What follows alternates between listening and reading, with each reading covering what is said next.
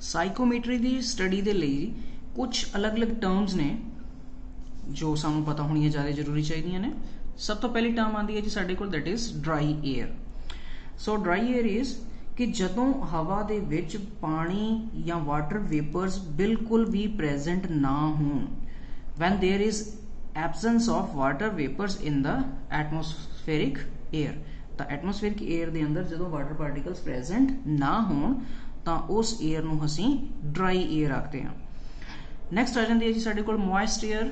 Moist air ਕੀ ਚੀਜ਼ ਹੈ ਕਿ it is a mixture of dry air and water vapours, ਕਿ ਜਦੋਂ ਹਵਾ ਦੇ ਵਿੱਚ ਡਰਾਈ ਏਅਰ ਦੇ ਵਿੱਚ ਜਦੋਂ ਵਾਟਰ ਪਾਰਟੀਕਲਸ ਪ੍ਰੈਜ਼ੈਂਟ ਹੋਣ ਉਹਨੂੰ ਅਸੀਂ ਮੋਇਸਟ ਏਅਰ ਕਹਿ ਦਿੰਦੇ ਹਾਂ। ਨੈਕਸਟ ਟਰਮ ਆਉਂਦੀ ਹੈ ਜੀ ਸਾਡੇ ਕੋਲ, that is degree of saturation. That is again very important. ਕਹਿੰਦਾ it is the ratio of actual mass of water vapours in a unit mass of dry air, ਕਿ ਇੱਕ ਯੂਨਿਟ ਆਫ ਡਰਾਈ ਏਅਰ ਦੇ ਵਿੱਚ ਕਿੰਨੇ amount ਦੇ water vapours present ਨੇ, and to the mass of the water vapors in the same mass and pressure of the dry air when it is saturated at the same temperature।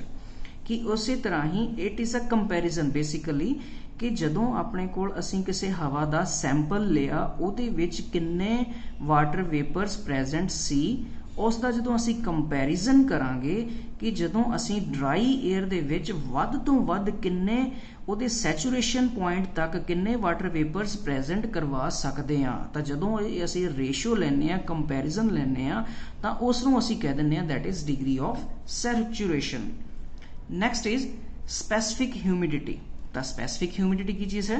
The mass of the water vapours present in 1 kg of dry air, and it is generally expressed in the terms of gram per kg of dry air।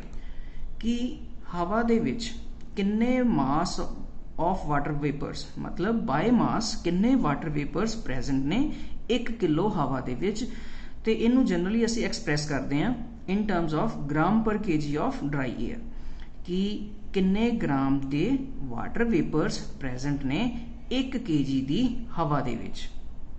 इस तरह next term साडी आंदी है जी, that is relative humidity. The relative humidity is it is the ratio of actual mass of water vapours in a given volume of moist air. हुण इत्थे असीं की लेना, हवा का जो सैंपल है उसनूं असीं केजीज दे विच नहीं लेना, इत्थे बाय असीं वॉल्यूम काउंट करना। तो इत्थे यही चीज़ है कंपैरिजन अगेन कि जो एक रेशो लेनी है जिहदे विच साडे कोल actual mass of water vapours कितना प्रेजेंट है volume by volume moist air दे विच to the mass of water vapours in the same volume of saturated air.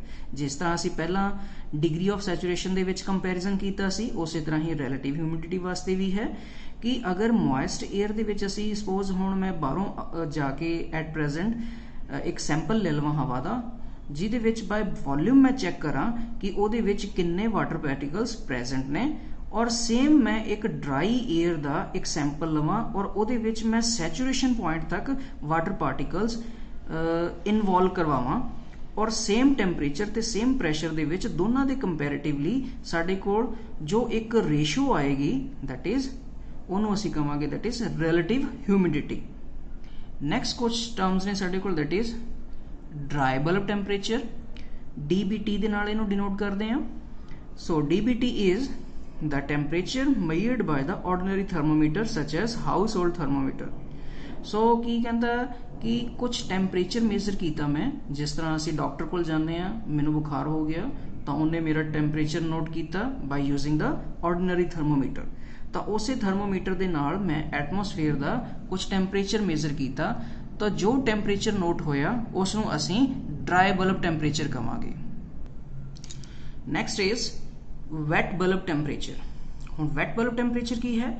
उसे ही थर्मोमीटर नूं अगर मैं हुण एक गिले कपड़े दे नाल उस दे ग्लास नूं कवर कर देवां, ग्लास बल्ब नूं, तुसीं देखिया होएगा कि जो थर्मोमीटर है उस दे नीचे वाली साइड जिवें असीं डॉक्टर कोल जाइए तो सानूं कह दिंदे ने कि अपनी जुबान दे नीचे थर्मोमीटर रखो, तो जिहड़ा बल्ब है उस दे थर्मोमीटर दे अगले वाला पोर्शन टिप पोर्शन जो है ਉਸ ਨੂੰ ਅਸੀਂ ਗਲਾਸ ਬਲਬ ਕਹਿ ਦਿੰਦੇ ਆ।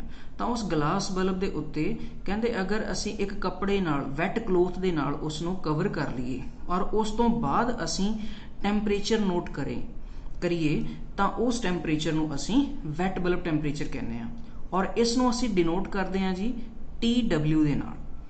Next is dew point temperature. Dew point temperature ਕੀ ਚੀਜ਼ ਹੈ ਕਿ ਜਿਸ ਟੈਂਪਰੇਚਰ ਤੇ ਆ ਕੇ ਜੋ ਮੋਇਸਚਰ ਹੈ ਉਹ ਕੰਡੈਂਸ ਹੋਣਾ ਸਟਾਰਟ ਹੋ ਜਾਵੇ ਉਸ ਨੂੰ ਅਸੀਂ ਡਿਊ ਪੁਆਇੰਟ ਟੈਂਪਰੇਚਰ ਕਹਿ ਦਿੰਦੇ ਹਾਂ। Next is sensible heat. Sensible heat ਅਸੀਂ ਹੀਟ ਫਿਜ਼ਿਕਸ ਦੇ ਵਿੱਚ ਵੀ ਪਹਿਲਾਂ ਆਲਰੇਡੀ ਪੜ੍ਹੀ ਹੋਈ ਆ।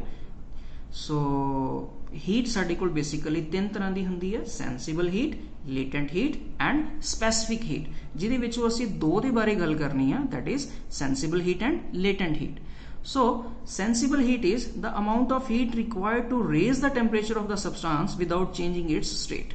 कि ਉਹ amount of heat ਜੋ ਅਸੀਂ ਕਿਸੇ substance ਨੂੰ provide ਕਰੀਏ ਔਰ ਉਸ substance ਦਾ ਫੇਸ ਨਾ ਚੇਂਜ ਹੋਵੇ, ਸਿਰਫ ਟੈਂਪਰੇਚਰ ਚੇਂਜ ਹੋਵੇ।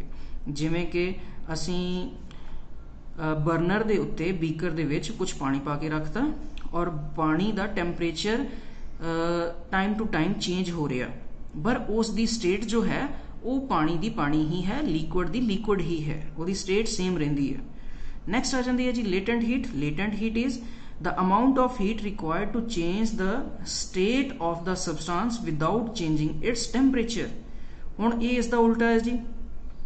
ਹੁਣ ਸਪੋਜ਼ ਆਪਾਂ ਦੇਖ ਲਈਏ ਕਿ ਮੈਂ ਕੁਝ ਬਰਫ਼ ਦਾ ਪੀਸ ਲਿਆ ਔਰ ਬਰਫ਼ ਦਾ ਪੀਸ ਮੈਂ ਛੱਡ ਦਿੱਤਾ 0 ਡਿਗਰੀ ਟੈਂਪਰੇਚਰ ਦੇ ਉੱਤੇ। ਮੇਰਾ ਜੋ ਬਰਫ਼ ਹੈ ਉਹ ਸੋਲਿਡ ਫਾਰਮ ਦੇ ਵਿੱਚ ਹੀ ਹੈ ਔਰ ਉਹ ਮੈਂ ਹੌਲੀ ਹੌਲੀ ਦੇਖ ਰਿਹਾ ਕਿ ਟੈਂਪਰੇਚਰ ਮੇਰਾ ਸੇਮ ਹੈ, ਟੈਂਪਰੇਚਰ ਚੇਂਜ ਨਹੀਂ ਹੋ ਰਿਹਾ, ਬਟ ਜੋ ਮੇਰੀ ਬਰਫ਼ ਹੈ ਸਾਰੀ ਸੋਲਿਡ ਫਾਰਮ ਤੋਂ ਪਿਘਲ ਕੇ ਲਿਕੁਇਡ ਫਾਰਮ ਦੇ ਵਿੱਚ ਕਨਵਰਟ ਹੋ ਗਈ ਹੈ। ਸੋ ਇਸ ਤਰ੍ਹਾਂ ਦੀ ਹੀਟ ਨੂੰ ਅਸੀਂ ਕਹਿ ਦਿੰਦੇ ਹਾਂ ਦੈਟ ਇਜ਼ ਲੇਟੈਂਟ ਹੀਟ, ਜਦੋਂ ਸਿਰਫ ਫੇਸ ਚੇਂਜ ਹੋਵੇ, ਟੈਂਪਰੇਚਰ ਸੇਮ ਰਵੇ। ਨੈਕਸਟ ਟਰਮ ਇਹ ਹੈ ਸਾਡੇ ਕੋਲ that is total enthalpy of the moist air. Moist air ਦੀ ਜਦੋਂ ਅਸੀਂ ਐਂਥੈਲਪੀ ਦੀ ਗੱਲ ਕਰੀਏ, enthalpy is the total energy present in the substance. So total enthalpy ਦੀ ਗੱਲ ਕਰਨੀ ਹੈ ਜੀ, ਸਾਨੂੰ ਪਤਾ ਜੋ ਟੋਟਲ ਐਂਥੈਲਪੀ ਹੋਊਗੀ ਮੋਇਸਟ ਏਅਰ ਦੀ, ਤਾਂ moist air is a combination of dry air and water particles.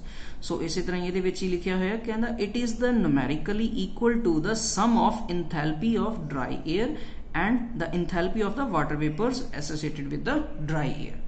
ਕਿ ਅਗਰ ਡਰਾਈ ਏਅਰ ਦੇ ਵਿੱਚ ਮੈਂ ਕੁਝ ਵਾਟਰ ਪਾਰਟੀਕਲਸ ਐਡ ਕਰਤੇ ਤਾਂ ਉਸ ਟਾਈਮ ਸਾਡੇ ਕੋਲ ਵਾਟਰ ਪਾਰਟੀਕਲਸ ਦੀ ਇੰਥੈਲਪੀ ਕਿੰਨੀ ਹੋਊਗੀ ਤੇ ਡਰਾਈ ਏਅਰ ਦੀ ਇੰਥੈਲਪੀ ਕਿੰਨੀ ਹੋਊਗੀ। ਅਗਰ ਦੋਨਾਂ ਨੂੰ ਅਸੀਂ ਸਮ ਅਪ ਕਰ ਦਈਏ ਤਾਂ ਸਾਡੇ ਕੋਲ ਟੋਟਲ ਆ ਜਾਏਗੀ ਜੀ total enthalpy of the moist air.